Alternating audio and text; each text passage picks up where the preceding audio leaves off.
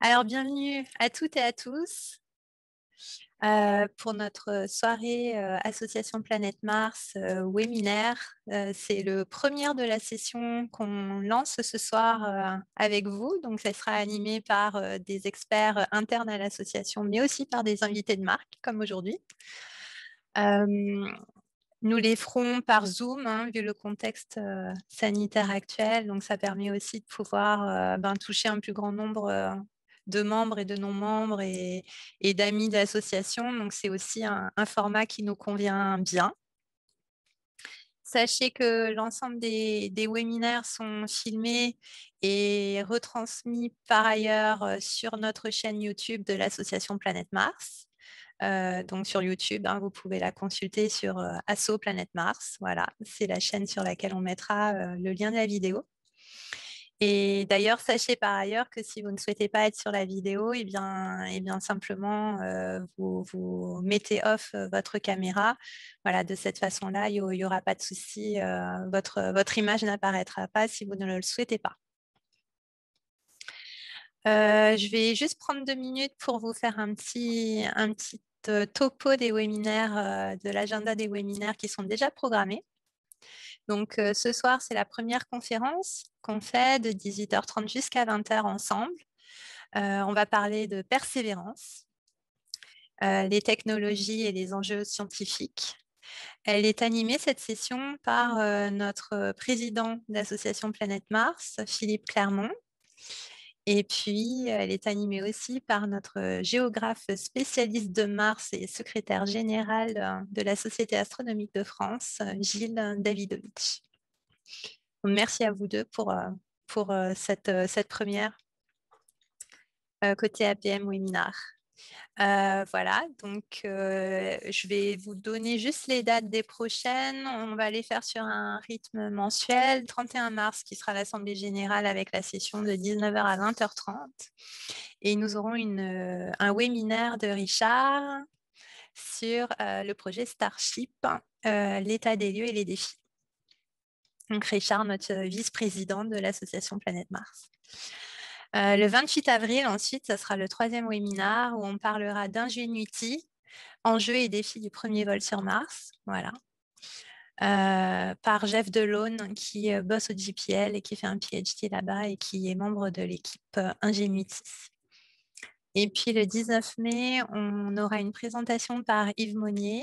Yves qui est là, qui est l'un de nos administrateurs à l'association Planète Mars, qui nous parlera du retour des échantillons martiens avec le projet MSR.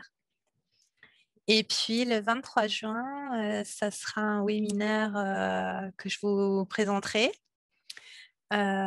sur les missions analogues. Et donc, ça sera moi qui animerai celui-ci. Voilà, donc sachez que vous serez informés via la newsletter pour ceux qui suivent par newsletter, mais aussi sur le site de l'association et les réseaux sociaux, des liens Zoom de connexion, voilà, 2-3 jours avant chacun des webinaires. Et il y aura également la mise à disposition des liens YouTube pour les vidéos qui seront enregistrées. Voilà. Bien sûr, je vais vous présenter nos hôtes de ce soir. Donc, je commence par me présenter. Moi, je suis Aline Decady, je suis secrétaire exécutive et responsable communication de l'association Planète Mars. Je vais ce soir vous présenter nos 2 intervenants. Et ensuite, si vous avez des questions sur le chat, si vous avez des sujets que vous souhaitez aborder par la suite, vous pouvez d'ores et déjà, dès le début des présentations, poser vos questions sur le chat. Et je me ferai le relais de vos questions par la suite. Et bien sûr, si vous souhaitez, dans la partie questions-réponses, prendre la main, il vous suffira dans le Zoom, hein, vous avez en bas, là où vous pouvez partager ou partager votre écran et voir un petit peu ce qui se passe sur le chat. Vous avez aussi un onglet qui s'appelle un petit dessin qui s'appelle Réaction. Et c'est une façon aussi que vous pouvez utiliser pour lever la main. Et donc, je vous donnerai la parole à ce moment-là. Sinon, vous pouvez toujours utiliser le chat pour poser vos questions. Je les collecte pendant les présentations. Et une fois les 2 présentations faites, nous passerons à la phase de questions-réponses. Donc, voilà. Je ferai le relais des questions et si vous souhaitez en aborder directement, vous serez invité à le faire en levant la main. Voilà, donc nos 2 invités du jour, Philippe Clermont, donc président de l'association Planète Mars, ancien élève de l'école polytechnique et de l'ENSTA, docteur en informatique. Philippe a été successivement ingénieur de recherche à la DGA et cofondateur d'une start-up dans le secteur d'IT, investisseur en capital risque au sein du groupe Caisse des dépôts, puis responsable de la tutelle du secteur aérospatial à la DGA. Depuis 2010, Philippe, tu diriges Sully Partners, qui est une société de conseil financier au profit des startups et PME technologiques et industrielles. Tu es passionné d'exploration martienne depuis très, très, très longtemps. Je n'ose citer Viking 1 en 1976, mais voilà, ça remonte. Et tu es membre aussi de l'APM depuis très longtemps et notre président aussi depuis quelques années. Donc, merci beaucoup pour cette participation et inauguration du webinaire ce soir. Gilles Davidovitch, secrétaire général de la Société astronomique de France, la SAF. Gilles est géographe de formation, membre de la SAF depuis le milieu des années 90. Tu es actif à la Commission des planètes et dans celle des météorites à cette époque. Tu es devenu le président de la commission de planétologie. Et depuis 1997, tu organises régulièrement pour le grand public la retransmission en direct de grands survols de planètes par des sondes automatiques avec le concours du CNES, de l'ESA et de la NASA. Entre 2005 et 2010, tu as été président de l'Observatoire de Triel et depuis 1999, tu interviens régulièrement dans les médias représentant donc la SAF. On t'a vu aussi dernièrement animer l'arrivée de Persévérance sur Mars. On a suivi ça avec grande attention toute la soirée. Voilà, donc je laisse la main à Philippe pour commencer sa présentation. Merci. Alors, je vais partager mon écran.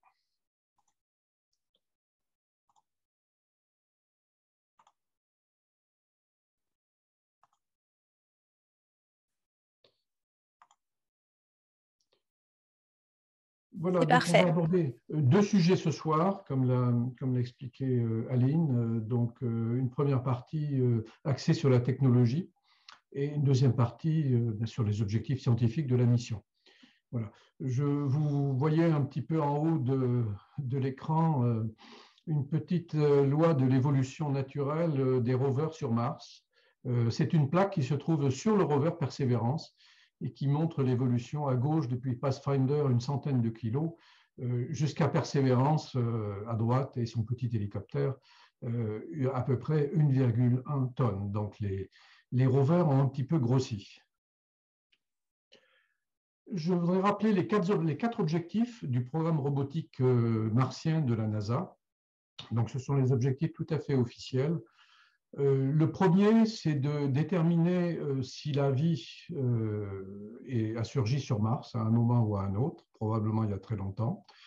Et il y a juste quelques éléments que j'ai toujours le plaisir de rappeler, qui est issu d'une conférence du professeur Pierre Thomas à l'ENS Lyon. Vous avez ici 2 photos prises par, je crois que c'est Spirit, sur le site Homeplate sur Mars, où l'on voit des concrétions, et les mêmes qui ressemblent très fortement sur le site du Tassio, dans le désert de l'Atacama, au Chili. Il y a quand même une forte ressemblance. Bon, quand on découpe et qu'on observe au microscope ces 2 concrétions du Tassio, on observe ce qu'on trouve en bas, c'est-à-dire des traces dites biogéniques créées par des organismes vivants. D'où le suspense qu'y avait-il dans ces roches sur Homeplate. D'autre part, ce qui concerne la vie, qui fait quand même rêver tout le monde, il y a eu un océan sur Mars. Ce sont les dernières hypothèses les plus probables, il y a environ 3 milliards d'années. Donc tout ça, bien sûr, ça peut être favorable à l'éclosion de la vie. Ça, c'est un des grands mystères et Persévérance va nous aider à progresser. L'objectif numéro 2, c'est de caractériser le climat de Mars. Le numéro 3, caractériser la géologie de Mars. Et enfin, le numéro 4, c'est de conduire des actions pour préparer l'exploration humaine de Mars. Là, nous sommes au cœur de l'objectif de notre association, qui est de promouvoir l'homme sur Mars, dans une perspective raisonnée et basée scientifiquement. Pour rappeler les missions de Persévérance, elles sont beaucoup plus ambitieuses que Curiosity. En particulier, un axe complètement nouveau, c'est la préparation d'échantillons de roches pour un retour sur Terre ultérieur dans les années 2030. C'est la mission MSR, Mars Sample Return, qui sera traitée dans un autre webinaire. Ce qui concerne la science, il y a un focus sur la recherche de biosignatures. Et puis 2 démonstrateurs qui sont radicalement nouveaux, le démonstrateur MOXIE pour produire de l'oxygène et le fameux drone hélicoptère Ingenuity qui lui aussi fera l'objet d'un webinaire ultérieur. Alors, hormis ces grandes missions, il y a également de nombreuses avancées technologiques au sein de Persévérance. Vous avez un atterrissage de précision. Alors EDS, je l'utiliserai plusieurs fois, ça veut dire Entry Descent Landing, donc c'est la phase d'arrivée sur Mars à vitesse très élevée. 20 000 km/h et en 7 minutes, on doit atteindre une vitesse zéro par rapport au sol de Mars. Entry, Descent, Landing, c'est l'atterrissage, mais également des fonctions de mobilité étendues et de navigation de plus en plus autonomes, des capteurs acoustiques, des améliorations de senseurs. Alors, on peut dire énormément de choses sur Persévérance. Nécessairement, j'ai fait des choix et je vais plutôt parler de ce qu'on ne trouve pas forcément très facilement sur Internet, dans les médias, surtout en France, c'est la technologie qui est derrière la scène, behind the scene. En particulier, vous voyez ici les instruments, donc je ne vais pas parler de ces instruments. Il y a beaucoup de documents, beaucoup d'articles, et notamment d'ailleurs un numéro spécial de la revue de la Société astronomique de France, auquel contribue Gilles, qui évoque tous ces sujets avec un détail approfondi. Moi, je vais évoquer très rapidement Supercam, MOXIE et Sherlock pour des raisons liées à la technologie. Alors, G0, qui est le cratère d'atterrissage, on sait depuis longtemps qu'il présente un très grand intérêt astrobiologique.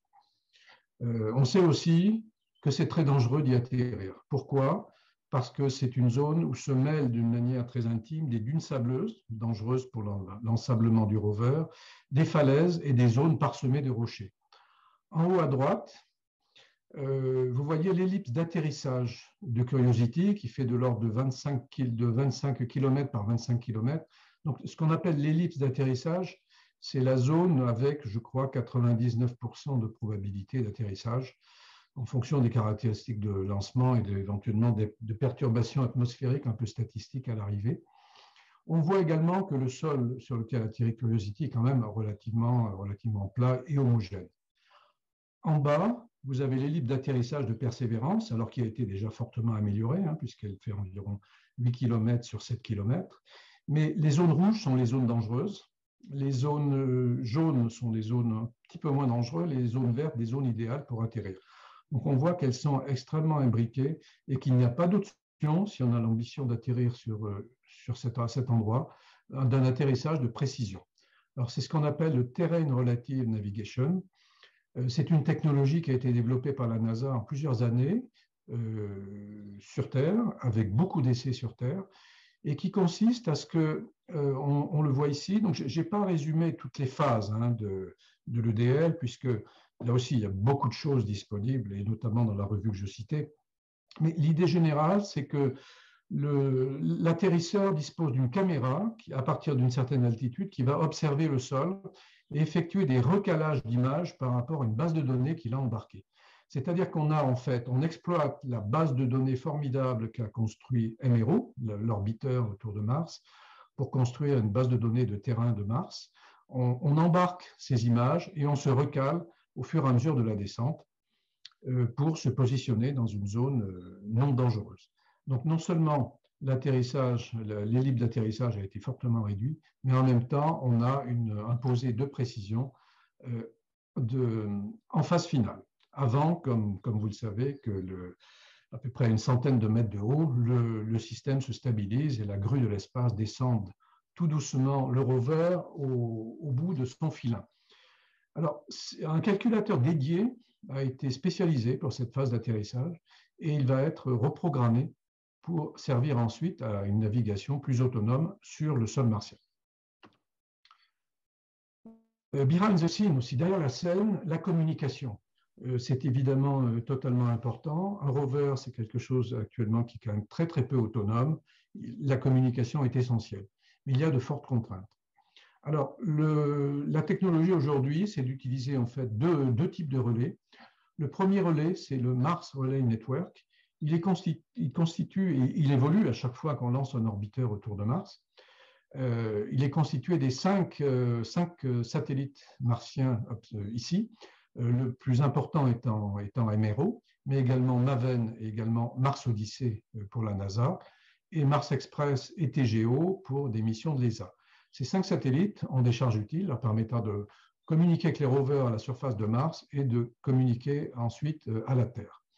Alors, l'avantage de cette approche, c'est que les rovers et les satellites sont à des distances relativement courtes et qu'on peut atteindre des débits de l'ordre de 2 mégabits par seconde, pas du tout négligeable compte tenu du volume de données que génèrent les tests et les essais faits par Persévérance. Ensuite, ces données sont envoyées ou reçues depuis la Terre via le DSN, le Deep Space Network de la NASA, dont on trouve ici, la NASA a travaillé un site qui est extrêmement sympathique, très, très dynamique. Donc, il s'agit d'un réseau qui a été mis en place fin des années 50, qui a évidemment beaucoup évolué depuis, et qui est situé sur 3 points du globe distants de 8 heures de décalage horaire. Donc, il est en permanence, il joint l'espace profond. Il y a donc un site à Madrid, un autre aux États-Unis et un autre en Australie. Alors, ce qu'il faut dire quand même, c'est que ce Deep Space Network, il est unique à l'heure actuelle. Il est partagé par absolument toutes les missions espace profond de la NASA. Et en pratique, il est disponible pour un rover martien quelques minutes par jour. Donc, on conçoit que quand on enverra des hommes sur Mars, il y a un volet télécom qui est à améliorer, qui n'est certainement pas le challenge technologique le plus majeur, mais qui n'est pas à négliger. L'autre sujet très important, l'autre sujet très important, c'est le cœur du système, c'est l'énergie. Pas d'énergie, pas de rover. Donc là, la NASA utilise des technologies extrêmement conservatrices qui ont été utilisées de nombreuses fois sur des missions d'espace profond, jusqu'à Voyager et autres, y compris des missions sorties du système solaire, et qui a déjà été utilisée dans Curiosity. Alors, il s'agit en fait d'un générateur thermoélectrique à radioisotope. Donc, le principe, c'est tout simplement que la décomposition radioactive d'un radioisotope génère de la chaleur, et cette chaleur active un thermocouple, et puis la chaleur est elle-même utile d'ailleurs. Donc, c'est une technologie de très haute sécurité qui est très au point, très sécurisée, pour laquelle il y a une expérience historique passée. Alors, c'est très différent des sources continues, c'est une source continue, pardon. C'est très différent des panneaux photovoltaïques intermittents qui ont été utilisés dans les premiers rovers. Ça donne une indépendance des conditions climatiques et de la saison. Ça donne une indépendance aussi du jour, de la nuit, des tempêtes de sable martiennes. On produit de l'énergie en permanence. La durée de vie est formidable, on l'estime actuellement à 14 ans, alors que la durée de mission nominale de Persévérance est d'une orbite autour du Soleil, c'est-à-dire environ 3 ans. Bon, espérons qu'on va faire tout à fait comme Curiosity, que la mission va être fortement prolongée en fonction de ses capacités technologiques. La performance, on voit que c'est quand même c'est très modeste, hein, on est dans du 110 watts électriques, et 2000 watts thermiques. Alors, ces 2000 watts thermiques sont très utiles pour maintenir le rover à température, puisque les températures sur Mars varient avec des amplitudes considérables, typiquement entre moins 60 degrés et plus 10, plus 20. Donc, les composants électroniques doivent être préservés, et les instruments, les parties sensibles, doivent être préservés à des températures qui ne fluctuent pas trop. Alors, cette énergie est tamponnée par 2 batteries lithium-ion, et c'est absolument indispensable, puisque des instruments comme MOXIE, dont je vais reparler, consomment une puissance jusqu'à 300 watts, donc très supérieure à ce qui est produit en continu. Alors, un autre sujet extrêmement important pour lequel il n'y a pas de rover s'il n'y a pas d'intelligence. Là aussi, la NASA ne prend pas de risques technologiques sur ces sujets-là. Elle utilise des technologies qui sont très validées.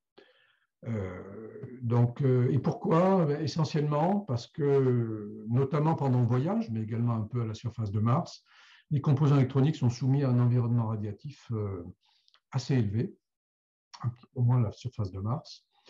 Donc, on utilise en fait deux calculateurs qui sont en redondance, faible puissance, 5 watts, qui sont fabriqués par British Aerospace et qui sont durcis.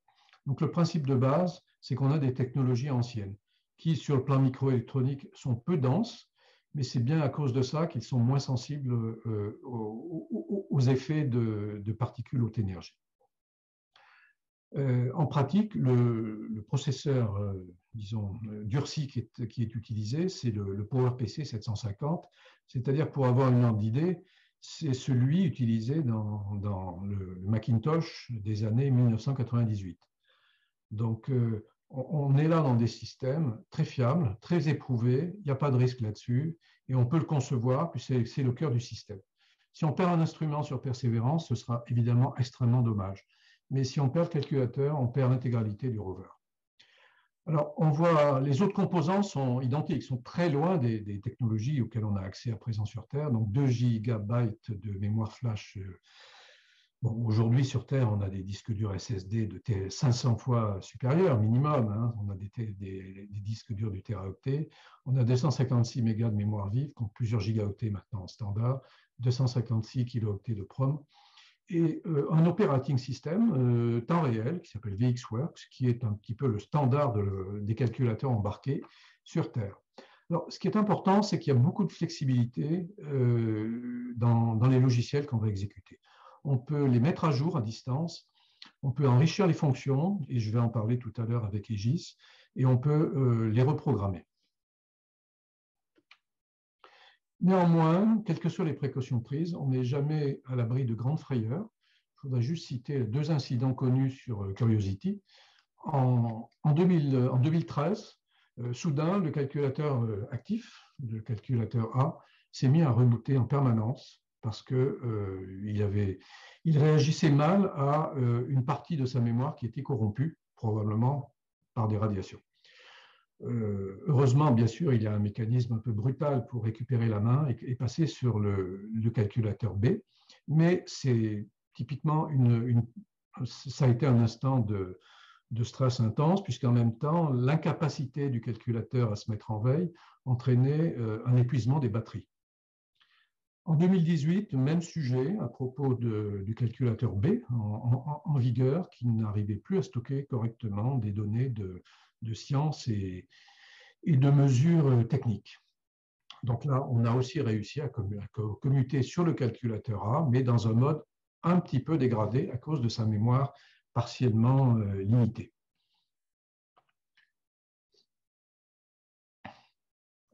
Pardon. Alors, ce qui est important, c'est d'aller vers... il y a un axe technologique qui est très important, c'est de l'amélioration de l'autonomie du rover.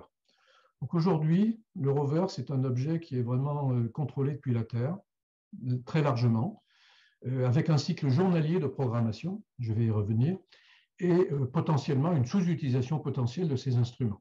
S'il rencontre en cours d'expérience ou en cours de déplacement quelque chose qui n'est pas conforme à ce qu'il attendait, il s'arrête et il attend les nouvelles instructions de la Terre le lendemain. Donc, l'efficacité et l'efficience d'utilisation des rovers et des instruments passe par l'amélioration de l'autonomie. Alors, aujourd'hui, sur Persévérance, on a 2 types d'autonomie, 2 types de logiciels fournissant une autonomie partielle. Le logiciel Autonav pour la navigation et le logiciel Aegis pour la programmation des expériences. Et en pratique, il utilise les instruments qu'on connaît bien en France, donc ChemCam sur Curiosity et SuperCam, puisque ce sont un petit peu nos instruments phares, très importants dans l'ensemble des instruments de ces deux rovers qui ont été conçus en France et dont on participe au suivi et à l'exploitation. Alors, ces logiciels en navigation se basent sur des capteurs, donc les caméras, des caméras Navcam. Alors, les caméras Navcam sont sur le mât. Il y a plus de 20 caméras actuellement sur Persévérance. Les caméras Navcam sont des caméras couleur stéréo de haute précision. Et les autres caméras pour la navigation sont les caméras de plus courte portée, ASCAM, Hazard Cameras, à l'arrière et à l'avant, qui fournissent des données pour la navigation. Alors, pour donner une idée, et pour fixer des ordres de grandeur, Curiosity se déplace actuellement en moyenne de 50 à 60 mètres par jour. Et en fait, un jour où on lui programme un déplacement, il peut être parfois actif uniquement 13% du temps, c'est-à-dire très, très sous-utilisé dans ses capacités, pour des raisons de sécurité, bien entendu. Persévérance a un objectif beaucoup plus ambitieux. On a pour objectif de au moins doubler cette distance effective et en fait d'avoir un déplacement jusqu'à 300 mètres par jour. La navigation aujourd'hui sur Persévérance prend 3 modes. La navigation aveugle qui est planifiée, totalement planifiée, indépendante, aucune adaptation au lieu où se trouve le rover, sauf qu'elle a bien sûr été programmée à l'avance. Elle est très rapide, mais il faut imaginer que vous fermez les yeux, vous sortez de la pièce parce que vous avez des ordres qui vous disent vous faites 10 mètres tout droit, puis vous tournez 30 degrés, vous faites 5 mètres et encore 20 degrés à droite, vous faites 10 mètres. C'est quelque chose qui est peu précis et qui peut conduire à des imprécisions sur la localisation du rover. L'autre mode, c'est l'odométrie par vision, donc c'est du traitement d'image. On s'arrête, disons, tous les mètres, on prend des prises de vue Navcam, simplement, elles sont traitées localement et non pas par la Terre. Et ça permet essentiellement de se recaler avec plus de précision par rapport à la base de données d'image qui est embarquée. Donc là, bien sûr, les calculateurs embarqués sont en service. Et enfin, le logiciel plus expérimental et moins souvent utilisé à l'heure actuelle, c'est AutoNav. C'est une autonomie totale. C'est une vitesse encore plus lente parce qu'il y a beaucoup de calculs. Là aussi, on s'arrête tous les mètres, on prend des prises de vue de Navcam et de ASCAM, et les calculateurs locaux établissent une sorte de carte des zones qui sont facilement accessibles, qui sont dangereuses, qui ne le sont pas, et qui permettent de rejoindre de manière la moins dangereuse possible le point final qui a été assigné. Alors, cette image est une image prise par Persévérance qui illustre bien, je trouve, toute la complexité à la fois de l'atterrissage, puisqu'on a quand même une zone très tourmentée avec des zones planes, mais des rochers et des petites falaises, et en même temps la difficulté d'une navigation sécurisée du rover sur Mars. Je passe maintenant à la navigation, une autre axe d'autonomie qui est l'utilisation progressive des instruments. Alors, Philippe, pardon? Simplement pour te dire qu'il te reste 5 minutes. 5 minutes, je pense que je vais dépasser de quelques minutes. Là. Je suis désolé. Donc, je vais accélérer, mais je vais peut-être dépasser très légèrement. Donc, on a le principe de base, c'est donc la Ground in the Loop Cycle. Donc, les équipes sur Terre reçoivent les données de Mars pour l'exploitation de SuperCam et de ChemCam, analysent et déterminent les cibles d'intérêt maximal et programment et envoient les expériences à réaliser. Cela peut prendre plusieurs jours, surtout en cas d'incertitude. Ce que j'illustre ici, donc ça c'est la version des GIS de Curiosity. On prend des images Navcam, par des algorithmes locaux effectués par les calculateurs locaux de traitement d'images, on détermine des zones d'intérêt. Puis sur chacune de ces zones, on détermine on fait un deuxième niveau de précision sur l'intérêt des roches. On fait une sélection et en particulier, on élimine des roches qui sont trop éloignées puisque ChemCam a une limite dans ses tirs laser. Ensuite, on fait une priorisation des cibles et on lance ensuite d'une manière totalement autonome avec un contrôle au niveau du rover la programmation des roches sur lesquelles on va faire les essais de tir laser. Alors, très rapidement, ça donne, Aegis a été déployé sur Curiosity. Tout ça, c'est issu de publications qui sont complètes, disponibles sur Internet. En fait, on constate sur ce schéma que déjà ChemCam est très, très utilisé, puisqu'on est à des moyennes de 250 tirs par jour, et que l'utilisation d'Aegis a permis, sans perdre de l'intérêt sur les cibles, d'augmenter de 20%. Donc, ce qui est un autre aspect, un autre intérêt d'Aegis que je présente ici, c'est qu'une manière d'être autonome, c'est tout simplement de sélectionner les cibles au hasard. Le problème, c'est qu'on voit les zones roses ici, où on tire dans le sable, qui ne présentent aucun intérêt scientifique, alors que quand on utilise Aegis et ses phases de traitement d'image et de sélection de cibles, on a beaucoup plus d'intérêt, en moyenne. Un génie utile compagnon, je vais en dire très peu, c'est aussi un composant possible pour le futur pour accroître l'autonomie de navigation du rover. Un génie utile communique avec Persévérance et à terme, il pourrait être un éclaireur pour une navigation plus autonome et plus sécurisée. Alors, je résume quand même ici le défi d'Ingenuity. Donc, voler, donc avoir de la portance dans une atmosphère très ténue, c'est-à-dire 1/100 de la Terre, c'est donc être très léger, c'est avoir des pales de très grande envergure relative, 2 pales en contrarotative et des vitesses de rotation très rapides. Et je rappelle que nous aurons donc le 28 avril un webinaire spécialisé par un ingénieur-chercheur dans l'équipe du JPL qui travaille sur Ingenuity, qui est français de plus, donc il nous fera la conférence en langue française, ce qui est toujours plus agréable. Très rapidement, quels sont les rôles en ce qui concerne la préparation de l'homme sur Mars? Là, je ne résiste pas à parler quand même d'un petit retour sur Curiosity et son instrument RAD, puisqu'il y a un des sujets qui donne lieu à beaucoup de discussions, c'est quel taux d'irradiation auront des humains s'ils allaient sur Mars pendant le voyage ou le séjour. Donc, indépendamment de mesures d'optimisation possibles, comme ce que prévoit Elon Musk, réduire le voyage à 3 mois au lieu de 6 mois sur ce schéma, on voit qu'on n'est pas du tout dans des sujets qui sont totalement rédhibitoires, comme on peut parfois l'entendre dans la presse. Et on a le projet dans les mois à venir de faire aussi un webinaire spécialisé, voire contradictoire, sur ce thème-là. Préparer l'arrivée de l'homme sur Mars, c'est aussi le démonstrateur MOXIE sur Persévérance. Donc l'objectif, c'est de produire de l'oxygène sur Mars à partir de l'atmosphère, qui est composée, je le rappelle, de 95% de CO2. Et au passage, de mieux appréhender la nature des poussières atmosphériques.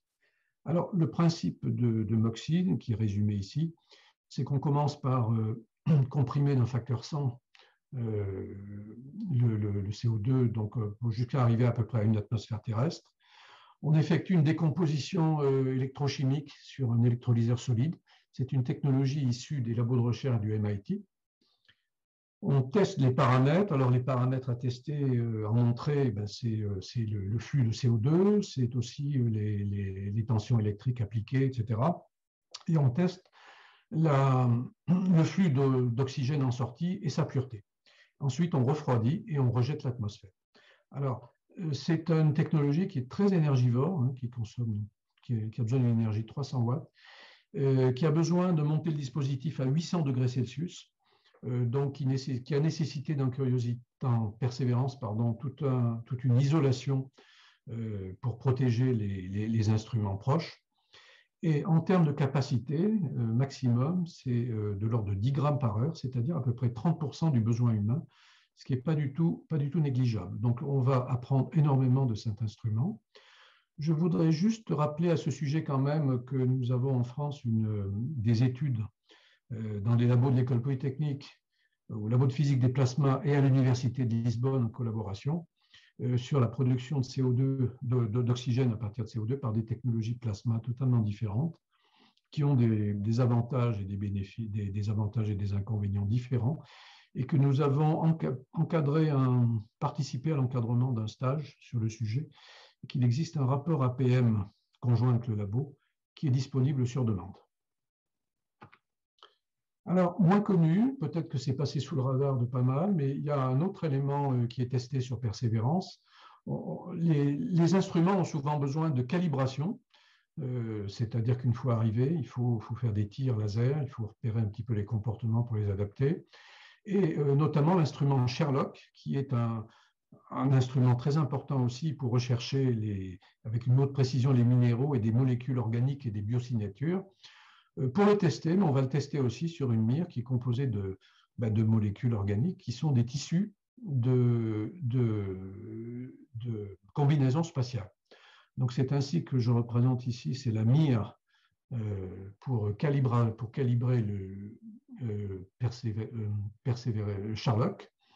Et de la gauche à la droite, il y a donc du polycarbonate pour la visière des casques et 4 types de tissus donc organiques, Vectran, orthofabrique, téflon et coquille de téflon, dont on va surveiller régulièrement le vieillissement au fur et à mesure des mois de présence de persévérance.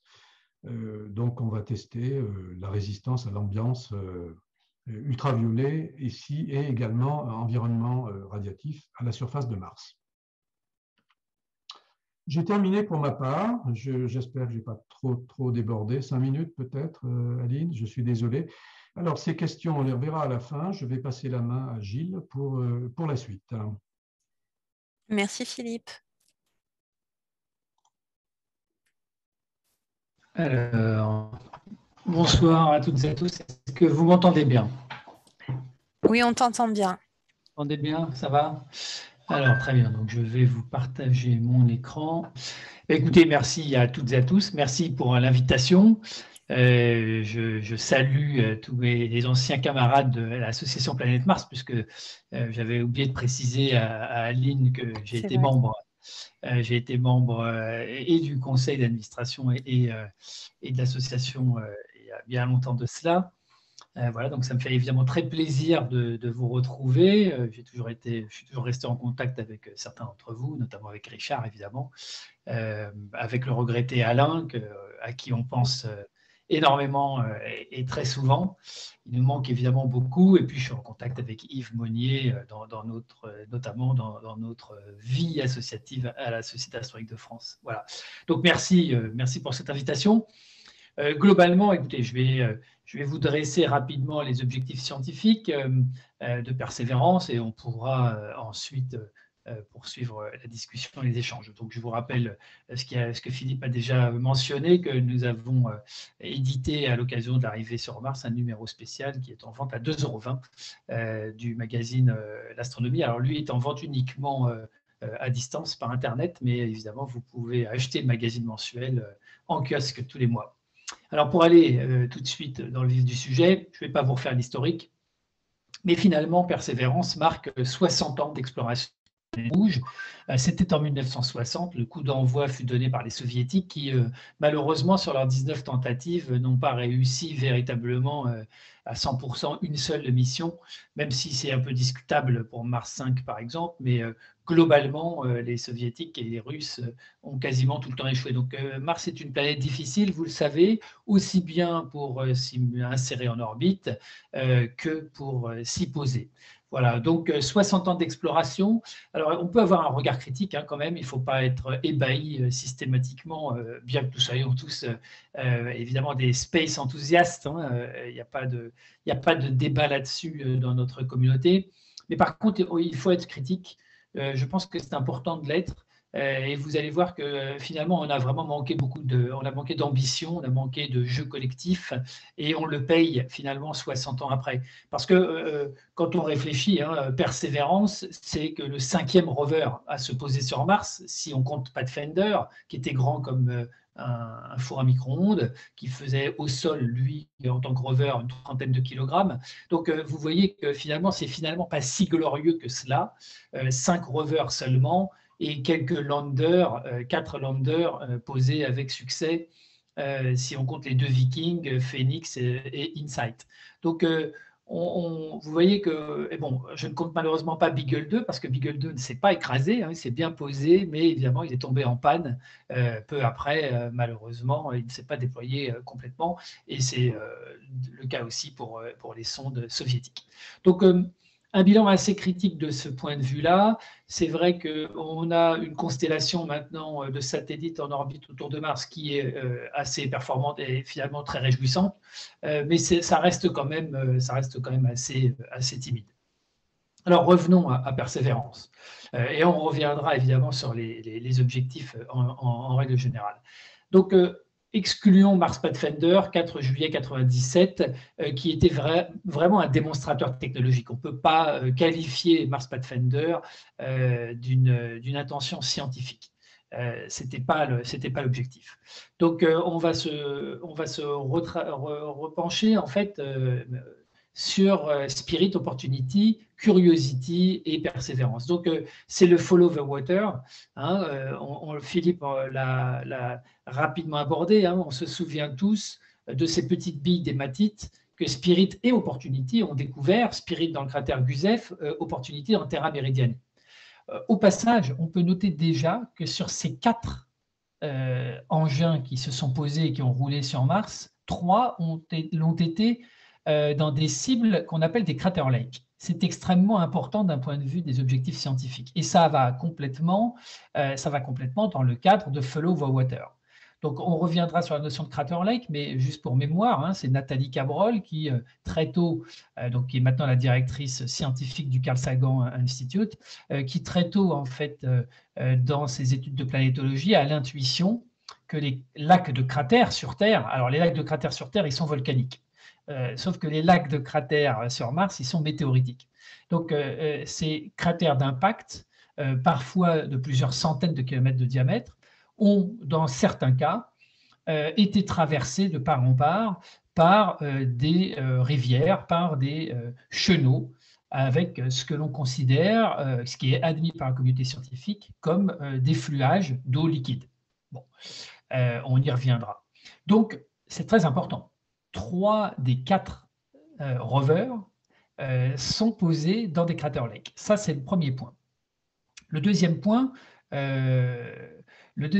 il est que là, on ne cherche plus du tout de la même façon et on ne cherche plus du tout les mêmes choses que au début des années 70, au milieu des années 70. Viking Lander 1 et Viking Lander 2, on va chercher à qualifier et à détecter de la chimie organique. Et on s'aperçoit finalement, c'est pas forcément comme cela qu'il va falloir s'y prendre avec Mars, et peut-être même ailleurs. On parle de Titan, on parle des lunes de Jupiter, ou pourquoi pas d'autres lunes de Saturne, voire plus loin, voire même de Pluton. Donc, notre perception de la vie, lâchons le mot, de l'origine de la vie, de la qualification et de la définition de la vie, et de l'ensemble des conditions et des paramètres nécessaires à son apparition et à son épanouissement, ont été radicalement transformés ces 50-60 dernières années. Et évidemment, ça s'est accéléré ces 30 dernières années.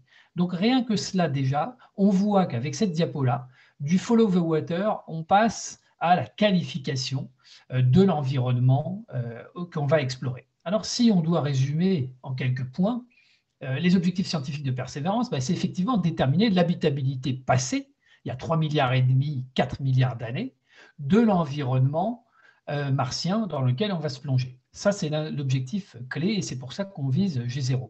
Au passage, le cratère Gusev est arrivé deuxième.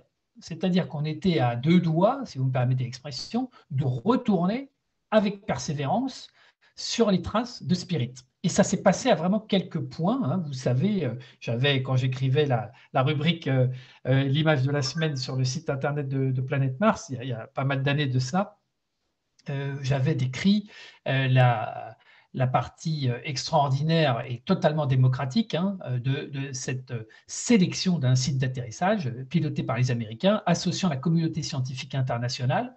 D'un côté, vous avez les ingénieurs qui donnent un certain nombre de contraintes techniques, on le comprend bien, et puis de l'autre côté, la communauté des scientifiques qui défendent avec des arguments, et puis finalement un vote, et tout cela est parfaitement transparent. Et donc, on voit bien que ce n'est pas simple. Deuxièmement, déterminer le potentiel de préservation des biosignatures et chercher des biosignatures. Alors, on parle de cyanophycées, c'est pour ça qu'on va équiper d'un Raman qu'on a équipé d'un Raman Perseverance, qui est finalement un outil qui va permettre de rentrer au cœur de la matière et qui devrait permettre, s'il y a des biosignatures, de les mettre en évidence. Troisième point, rassembler des échantillons, ce n'est pas le moindre, on pourra y revenir dans la discussion. Collecter des échantillons, savoir les détecter, savoir les sélectionner, les collecter à bord du rover, donc sur la quarantaine de tubes à essai, pour faire simple, il y en a une vingtaine qui va rester à bord du rover, que éventuellement un autre rover viendra rechercher, et puis une vingtaine d'autres qui vont être disséminés en petits tas le long de ce cheminement, donc peut-être entre 10 et 50 km de cheminement, pour qu'un rover ou le même rover vienne les récupérer. Donc là, c'est une stratégie aussi technologique et scientifique, parce qu'on comprend bien qu'on ne peut pas, dans un futur proche, confier la responsabilité à une mission de récupérer l'ensemble de ces échantillons. Si la mission foire, alors on perd tous les échantillons. Donc c'est très complexe, il va falloir faire des choix et des choix tactiques pour cela. Et puis enfin, il y a un vrai sujet technologique, c'est progresser sur les technologies. Philippe en a déjà beaucoup parlé, les technologies préparant les missions d'exploration future, qu'elles soient robotiques et humaines. Pourquoi robotique? Parce qu'on arrive à un seuil, une tonne, un peu plus d'une tonne, à 2,5 milliards la mission. Eh bien, je suis désolé de le dire comme ça, un peu crûment, hein, mais 60 ou 100 mètres ou 300 mètres par jour, évidemment que ce n'est plus acceptable. Ce n'est pas acceptable aujourd'hui. Alors, je comprends que pour le prix d'une Twingo, puisque c'est la taille d'une Twingo à 2,5 milliards de dollars, ça coûte beaucoup d'argent et on soit très prudent. Mais tout de même, nous sommes en 2021. En 2021, faire entre 100 mètres et 300 mètres par jour pour un instrument tel que Perseverance, vous me pardonnerez quand même la possibilité de dire qu'on n'a pas vraiment progressé. Hein, c'est quasiment 1 x 10 par rapport à Pathfinder en 97. Autant dire que ce n'est pas exceptionnel. On ne peut pas se vanter de ce point de vue-là d'une quelconque avancée. Donc, il faut savoir aussi être critique. Si on ne l'est pas sur l'instrumentation, on peut l'être en tout cas sur les performances de Persévérance. Bon. Si je devais résumer, nous sommes venus dans G0 pour analyser et prélever des argiles. On sait qu'il y en a.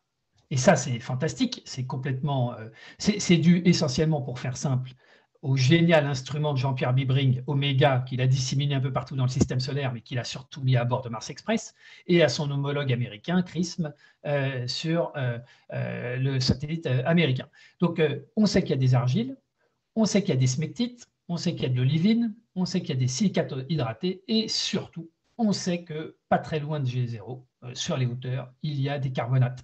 Et du coup, tout cela est fondamental pour qualifier l'ensemble des objectifs scientifiques que j'ai précédemment nommés. Et donc, c'est absolument fondamental.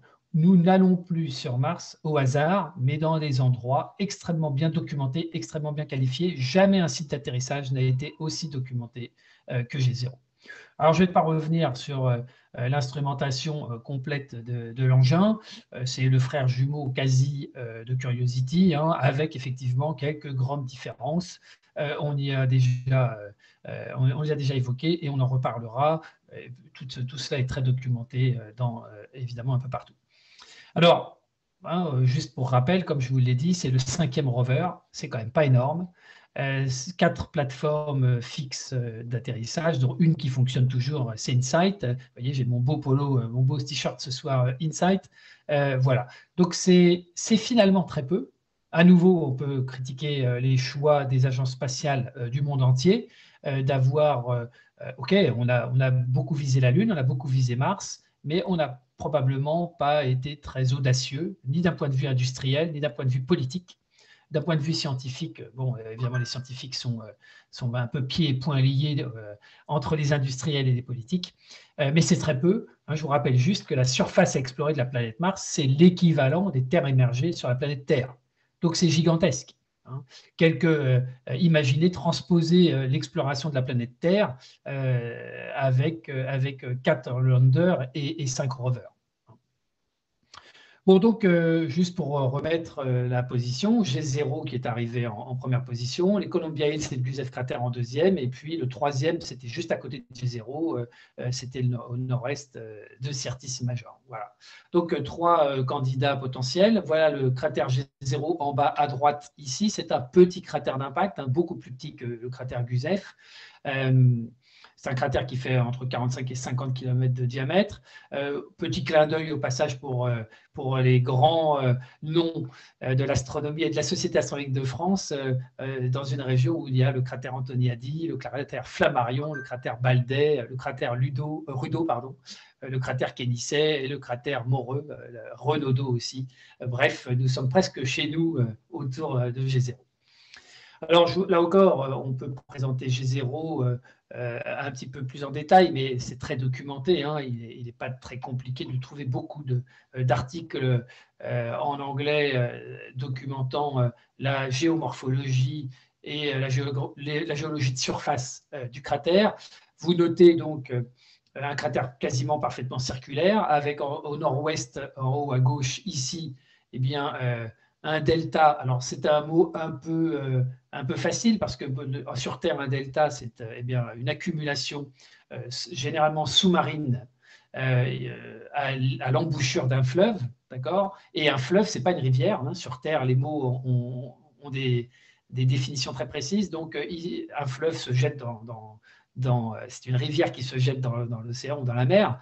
Donc, évidemment, ici, cette rivière-là, peut-être que le cratère G0 a été une mer intérieure, peut-être que ça a été un paléolac, peut-être que ça a été glaciaire, on y reviendra. En tout cas, cette accumulation qu'on appelle le paléodelta est absolument somptueuse et c'est ce que l'on va donc explorer. Et puis, au nord-est, comme vous pouvez le constater ici, un exutoire, donc les flots sont bien partis du nord-ouest vers le nord-est, hein, vers la droite de l'écran, avec l'exutoire et donc une chasse complète. Alors, vous noterez qu'ici, il y a une deuxième injection, il y a un deuxième chenal qui se déverse, donc quasiment à 11 heures, qui se déverse dans le cratère G0 et qui forme également un paléodelta, mais un petit peu moins marqué que le paléodelta précédent. Nous sommes assez bas, en fait, sous le niveau de référence, puisqu'on est à plusieurs milliers de mètres, en fait, hein, sous le niveau de référence. Enfin, ici, ce petit cratère est même très oblitéré, oblitère très fortement la surface de Mars. Mais globalement, vous voyez que c'est un bel endroit.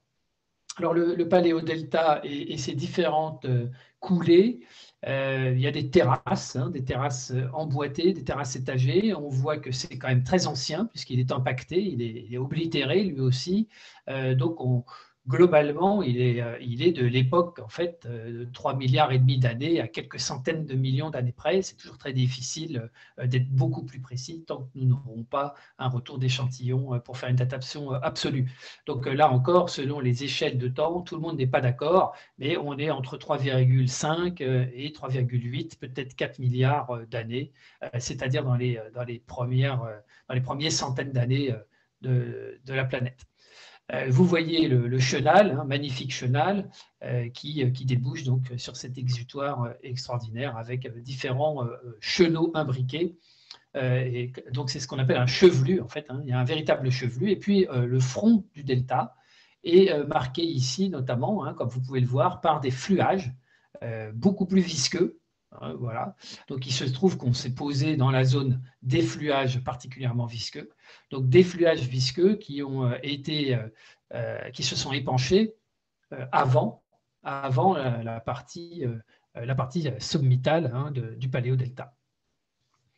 Alors, bien avant l'atterrissage très précis de Persévérance, les scientifiques avaient déjà dressé des stratégies d'exploration avec des intérêts pour non seulement des passages techniques, puisque Philippe a mentionné les dunes de sable. Effectivement, il y a beaucoup de dunes de sable et on sait depuis Spirit et depuis Opportunity qu'il est tout à fait possible de s'enliser, puisqu'une partie des fines éoliennes font à peu près 20 micromètres de diamètre. C'est-à-dire qu'on est sur Terre, c'est d'acides mentaux, hein, en granulométrie, on est à peu près dans les limons.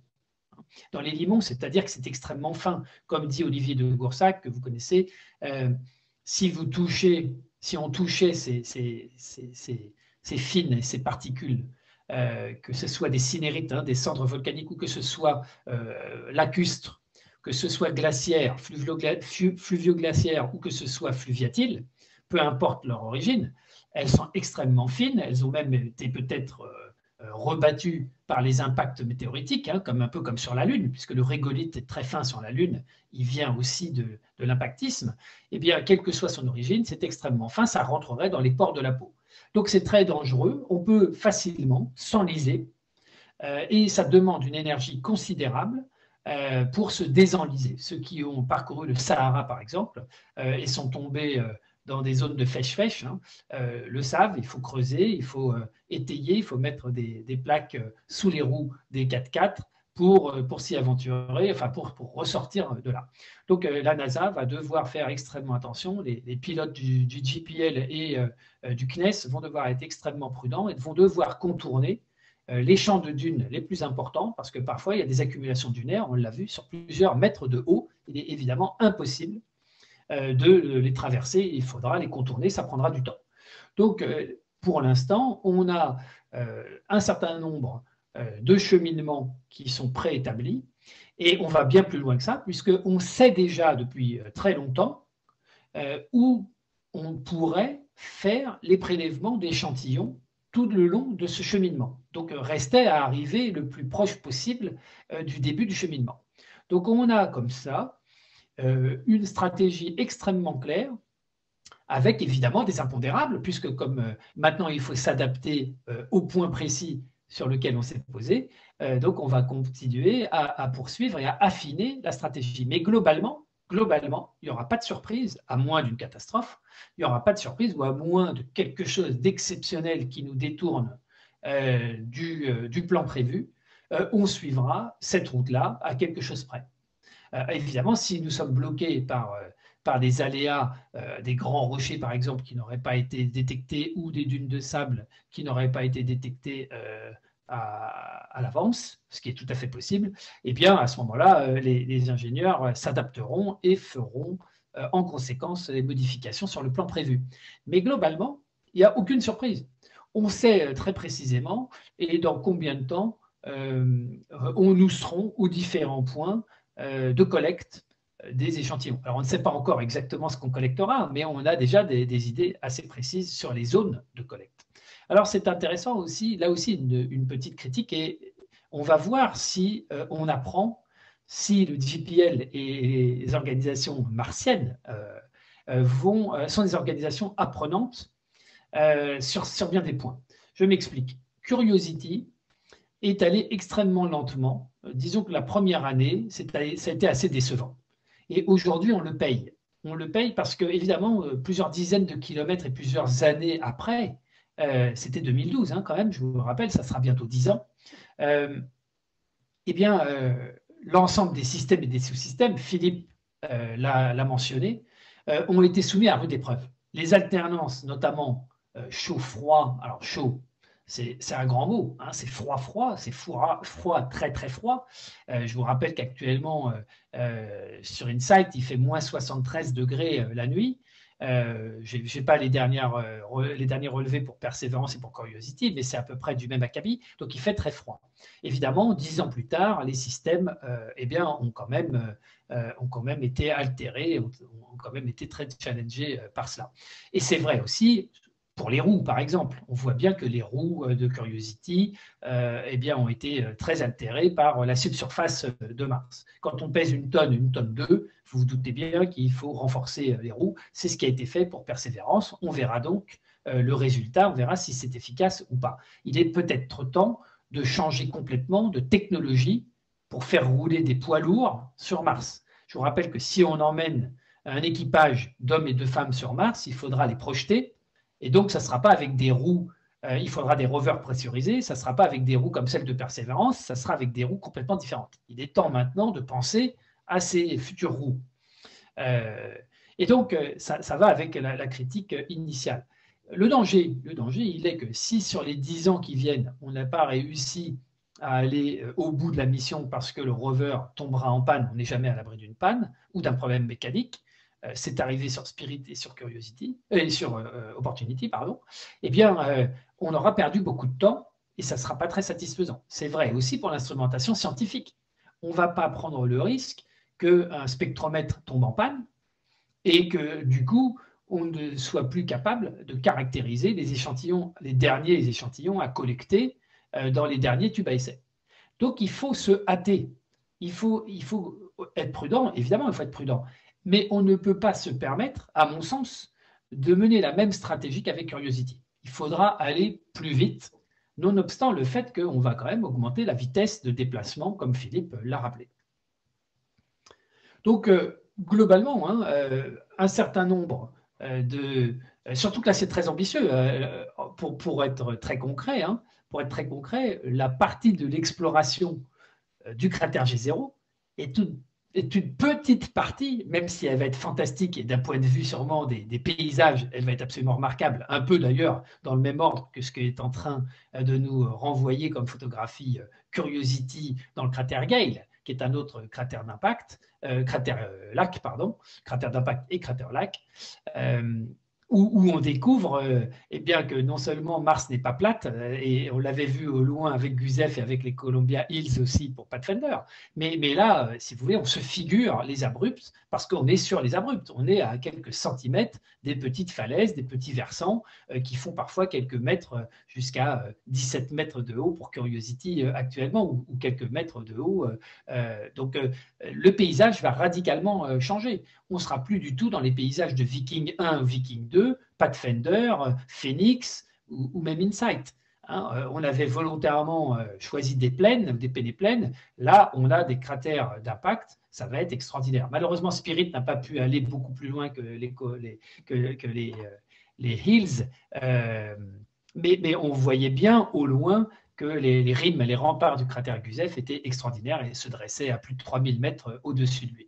Donc là, on va avoir, encore une fois, l'exploration du paléodelta. On va monter sur le paléodelta, on va contourner par le sud le paléodelta, faire tout un cheminement, remonter dans le chenal fluviatile, et puis on va sortir du chenal fluviatile pour aller sur les contreforts ouest du paléodelta et du cratère d'impact G0. Et puis on va cheminer comme ça pour aller tenter de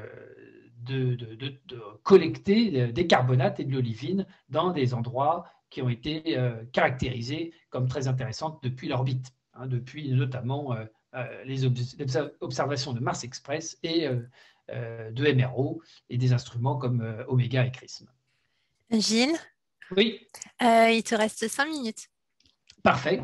Donc, je ne reviendrai pas sur l'instrumentation à nouveau, mais la grande nouveauté, évidemment, c'est le Raman. Le Raman est un instrument d'exception, vraiment. Moi, je ne parlerai pas de la micro-imagerie parce que ça, on l'a déjà vu. Le microphone, bon, je ferai moins de commentaires que sur la partie scientifique du microphone que n'en ont fait certaines personnes. Je suis un peu... bon, c'est sympathique, mais je suis un peu réservé. Non, vraiment, le LIPS, le Raman et les spectro-imageurs sont définitivement les éléments les plus importants pour qualifier la chimie, pour qualifier la structure minéralogique et détecter éventuellement, grâce au Raman, des structures organiques. Voilà. Pour le reste, c'est à mon sens, c'est complémentaire, c'est beaucoup moins fondamental que ces trois premiers éléments absolument déterminants. Juste une petite diapositive pour vous montrer de quoi ont l'air ces petits tubes à essai, évidemment qui seront scellés très fortement et qui, souhaitons-le, seront récupérés un jour ou l'autre aux alentours de 2030 sur Mars, puis renvoyés sur Terre. Avec donc déjà une visualisation très précise de la répartition en fait à travers ces 40 et quelques petits tubes à essai de ce que l'on va devoir collecter pour essayer d'avoir une variété différente en fait de sols, de terrains et d'échantillons. Ça, c'est fondamental. C'est pour cela qu'il faut un rover puissant.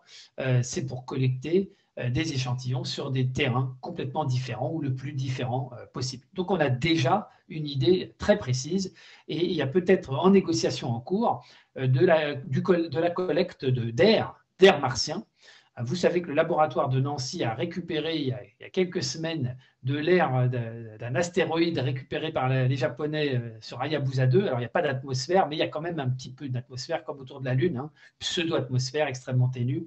Et ben, sur Mars, il y a beaucoup plus d'atmosphère que sur les astéroïdes ou sur la Lune. Et donc, il est possible qu'on ait un échantillon ou deux d'air, ce qui serait fantastique, évidemment.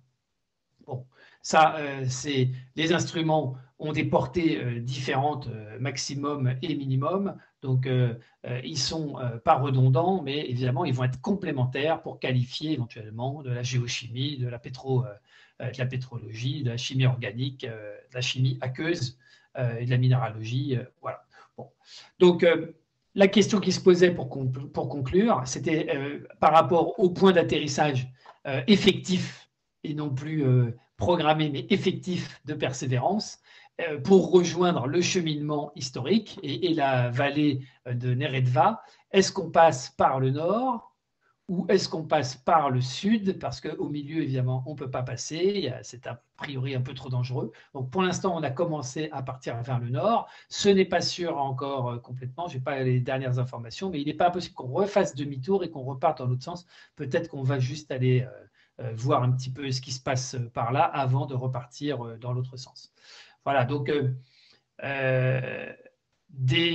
évidemment, vous voyez une stratégie très découpée, hein, puisque en fonction de la distance jour par jour maximum autorisable ou autorisée, eh bien, on peut faire des projections et savoir à peu près où nous en serons dans 20 sols, 30 sols, 50 sols, par rapport à la stratégie des scientifiques qui est largement débattue, y compris en France, par les planétologues français.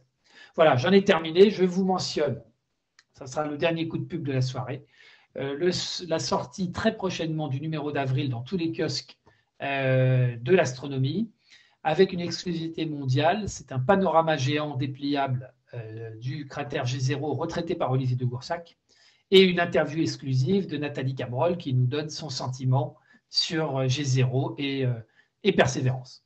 Voilà, j'en ai terminé. Merci et je suis à votre disposition pour les questions et pour discuter. Merci. Il est 19h58. Il nous reste 2 minutes.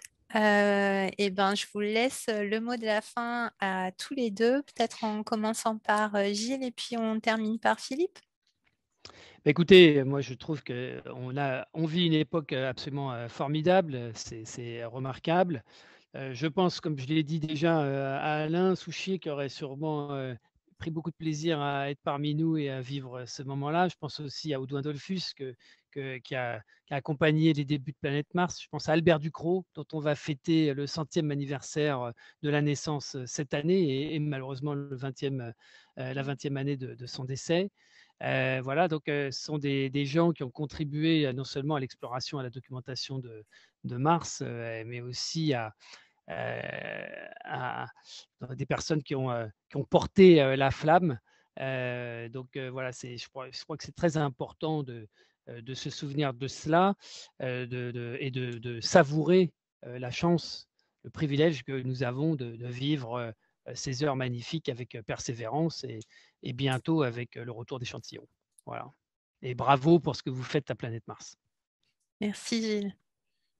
Moi, je voulais juste dire 2 mots. J'espère que l'exposé sur les technologies et derrière la scène qui permettent de réaliser tout ça n'ont pas été trop rébarbatives. Ensuite, j'ai bien noté les remarques de Gilles qui regrette que les rovers n'aillent pas plus vite, mais ne fassent pas plus de distance par jour, mais tu as tout à fait raison. Après, c'est vrai que c'est quand même un prodige technologique que de contrôler à 200 ou 300 millions de kilomètres de la Terre avec des allers-retours de signaux de 20 minutes aller-retour et en gros des créneaux de communication 1 fois par jour. C'est quand même formidable d'arriver à contrôler une voiture d'une tonne sur Mars.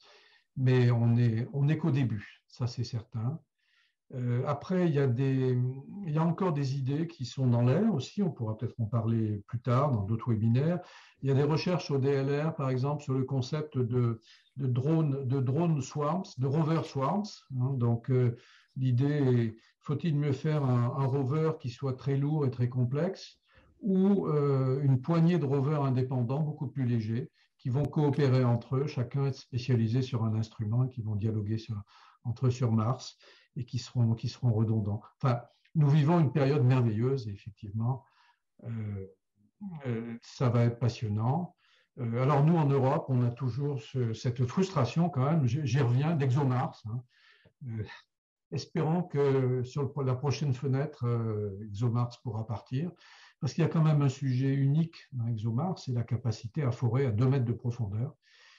Et peut-être qu'à 2 mètres de profondeur, on trouvera des traces de vie bien protégées du rayonnement UV et des radiations de surface. Merci Philippe.